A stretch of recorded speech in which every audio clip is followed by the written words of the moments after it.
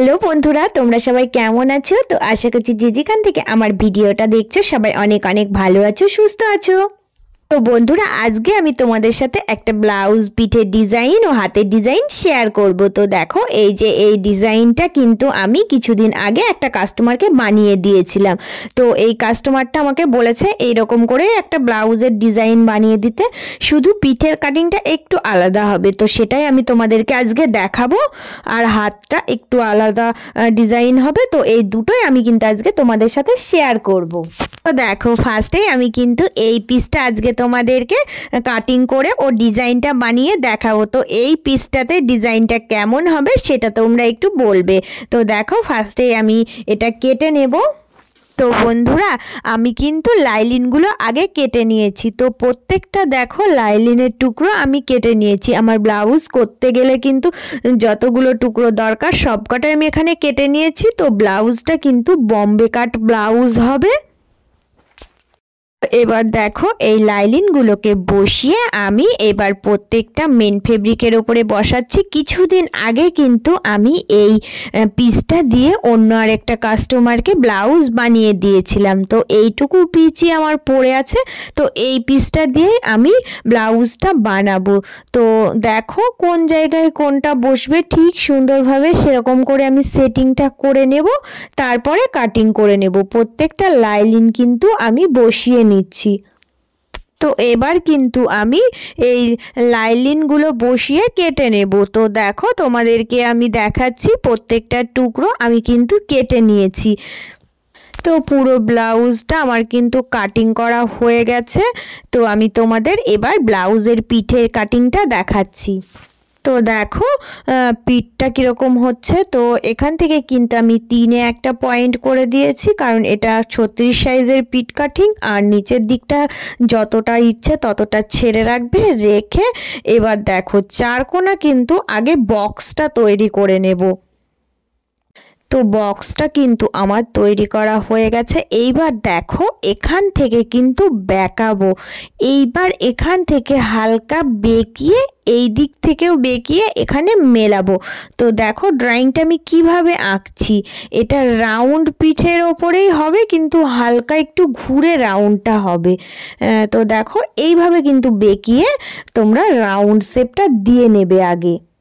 তো পুরো ড্রয়িংটা আমার আঁকা হয়ে গেলে এটা কিন্তু আমি কাটিং করে নেব। তো এটা কেমন হয়েছে সেটাও দেখাচ্ছি। এবার লাইলিনটা বসিয়ে মেন ফেব্রিকটা কেটে নেব। তো সেমভাবেই কিন্তু আমি কেটে নেব। তো এই ডিজাইনটা তৈরি করতে গেলে আমার কিন্তু ছোট ছোট কাপড়ের টুকরো লাগবে। এর আগেও তোমাদেরকে আমি দেখিয়ে দিয়েছিলাম পুরোটা।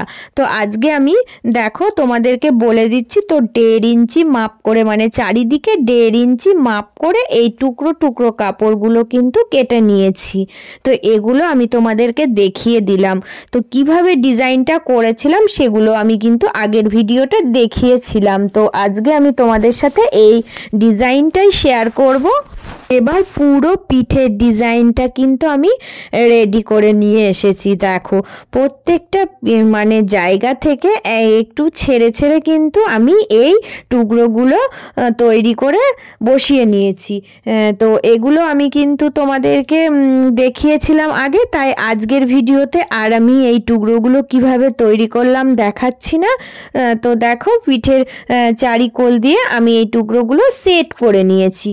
তো এবার দেখো এই যে হাতার কাপড় আমি কেটে নিয়েছিলাম। তো হাতার কাপড়টার কিন্তু সামনে দিয়ে এই ডিজাইনের টুকরোগুলো কিন্তু দিয়ে দেব। তো এখান থেকে কিন্তু আমি মানে যতটা যার যতটা আসবে 7টা হোক 8টা হোক পরপর এরকম করে বসিয়ে দেবে, তাহলে কিন্তু এই ডিজাইনটা সুন্দরভাবে তৈরি হয়ে যাবে।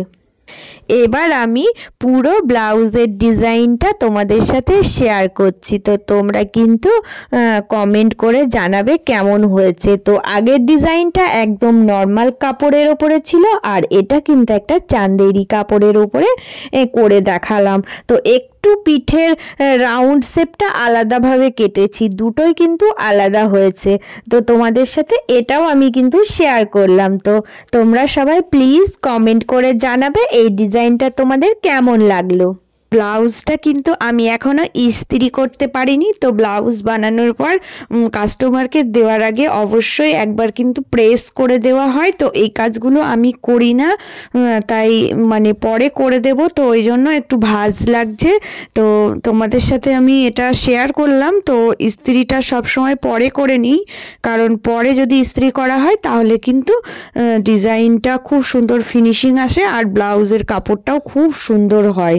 তো এই জন্যই আমি আজকে তোমাদেরকে এইভাবেই দেখিয়ে দিলাম। যারা পুরনো বন্ধু হয়ে আমার পাশে আছো তাদেরকে কিন্তু অনেক অনেক ভালোবাসা, আর নতুন বন্ধুদের প্লিজ চ্যানেলটা সাবস্ক্রাইব করে নিয়ে পাশে থাকার অনুরোধ রইল। তো সবাই কিন্তু অনেক অনেক ভালো থেকো, আর সবাইকে অনেক অনেক ভালোবাসা রইল।